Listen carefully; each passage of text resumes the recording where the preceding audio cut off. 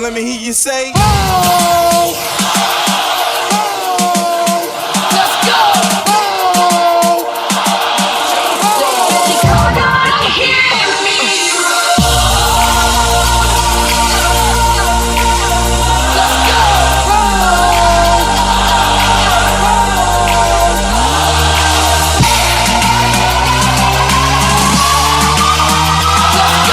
one last time I need y'all to roar. If you look at the journey as a whole, you've pretty much done this since Christmas. Oh yeah. I mean, this has been.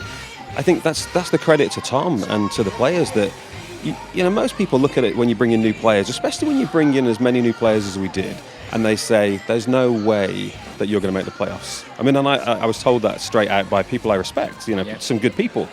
And they weren't trying to be critical. They were just saying, look, you can't bring in that many players. You expect them to gel in that short space Right, of you time. can't do it. And you're bottom of the league, so don't expect to make the playoffs. You know, if you can get up at the loss to a respectable level, you know, then great. And I said, I don't think you understand. I said, Tom Watkins is a great coach. Yes. We've got a great base of players who love each other. They're a team. And, you know, adding the right players was critical.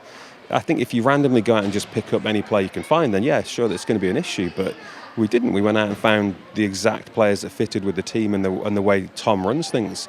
And, you know, it's credit to Paul and Tom that they were able to pull those players in.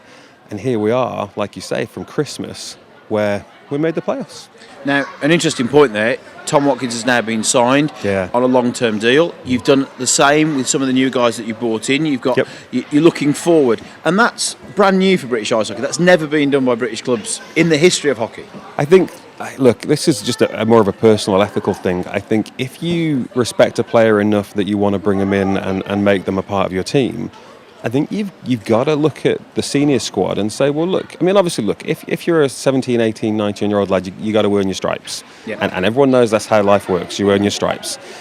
You know, when you've been playing for a good long time and you really are at that level where everyone knows your level of commitment, then I don't think it's unreasonable to give multi-year contracts to players to give them a bit of security. I want them to know that they've got a home here, that this is where they can stay. I don't want it to be that people feel insecure. I don't think you ever get anything good out of an insecure player. No. You know, and I think the fact that we have kept all the players that we started with when we bought the team says a lot about how we like to run things here. You know, we want to build everybody. We want this to be a long-term plan, and so that's why we don't mind doing some longer contracts. And, you know, one of the things that I thought was critical right from the start was to really put in the right infrastructure to support the team, because the reality of it is, look, Tom's got a hard job, Paul's got a hard job, and there's so much that goes on behind the scenes with the volunteers, whether it's the Andy Phillips of the world or, you know, I mean, literally there's a long list. Everybody on the match night. Everyone on the match night. I mean, it's a huge group of people, and it's hard. And I think what we've tried to do is put an infrastructure in place that says, here are all these people that can now support you on a full-time basis. So take a little bit of weight off your shoulders so that you don't have this constant stress. And I think that's, you can put those kind of things in place, but ultimately it is a sport.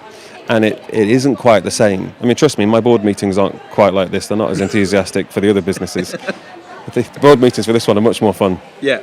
But I think that's a big part of it. You're right, it is different. And it's interesting because you mentioned volunteers, and there are countless volunteers on match nights that are putting in 10 penn'orths that you'd never get to work that hard for free in another commercial business. No way. I mean, I think, but that goes back to, I think, you know, if you look at the fans that we have, the passion for ice hockey and the passion for Telford in particular, you just don't get that. And look, I'll tell you one thing I do like. I mean, I always spend some time talking to the away fans, whoever they are. And I've just met a really cool couple, actually, from Guildford that I really, really liked. One of them's a Liverpool fan, so that made it easy for a start, you know. You get on. Yeah, it was great.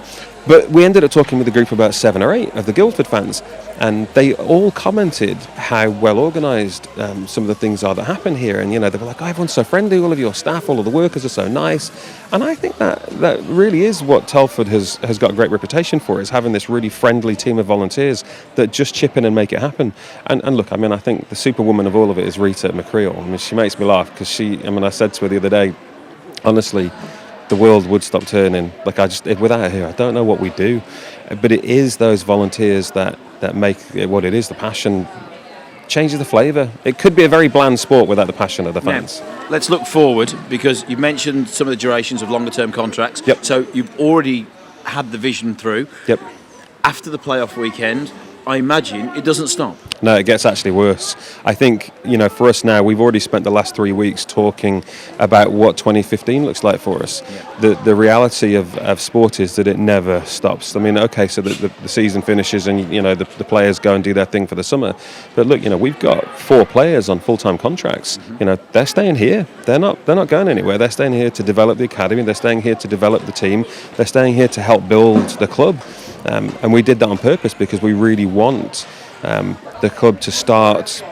I guess what it is generating more talent. Well, yeah, what it is, I guess part of it is I don't want it to be that it feels part time, that everyone shows up at 2 weeks before the start of the season and goes, all right, we're here, let's be part of the team. Yeah. I want it to be that we have this relationship that goes on 12 months of the year, because I want the players to feel prepared and ready. I want them to have every opportunity to make 2015 an absolute smasher of a year. And look, it's been great this year, but honestly, as I said in the programme, we've just started. This has just begun. To aim for. This has just begun. Lovely. Wayne Scholes, thank you. Thank you.